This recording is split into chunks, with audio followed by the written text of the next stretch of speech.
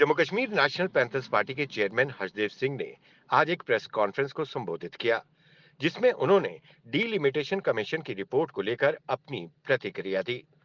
पत्रकारों से बातचीत करते हुए उन्होंने कहा कि डीलिमिटेशन कमीशन रिपोर्ट ने जो रिपोर्ट पेश की है वो बंद कमरे में बनाई गई है, जिसका कोई आधार नहीं है।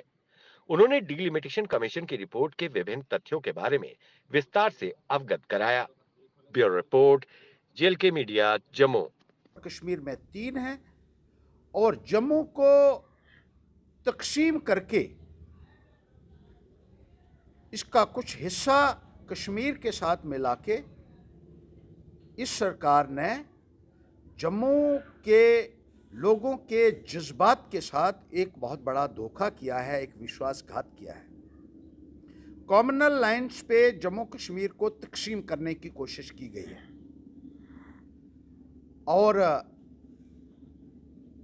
जो 3 सीटें जम्मू में भी होनी चाहिए थी कम से कम, उनसे जम्मू को वंचित रखा गया है।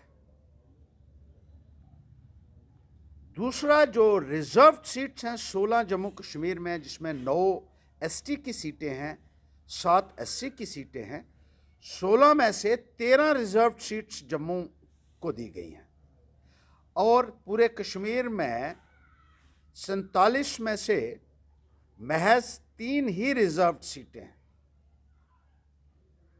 इसी तरीके से बहुत सारे ऐसे इलाका जात हैं जो पहले भी रिजर्व्ड रहे हैं और पिछले 27 वर्षों से रिजर्व्ड हैं।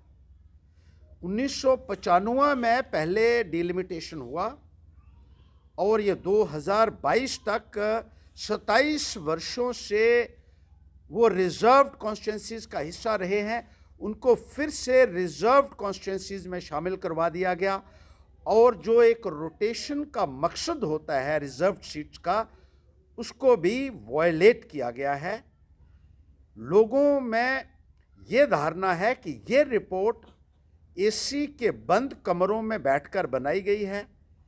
ज़मीनी हकीकत के साथ इसका कोई वास्ता नहीं है और कॉमनल लाइन्स पे लोगों को तकसीम करने की कोशिश इस डिलिमिटेशन के द्वारा की गई है। लोगों के अंदर एक भारी रोष है, एक गुस्सा है और डिलिमिटेशन कमीशन को इन तमाम इरेगुलरिटीज़ को रेक्टिफाई करना होगा।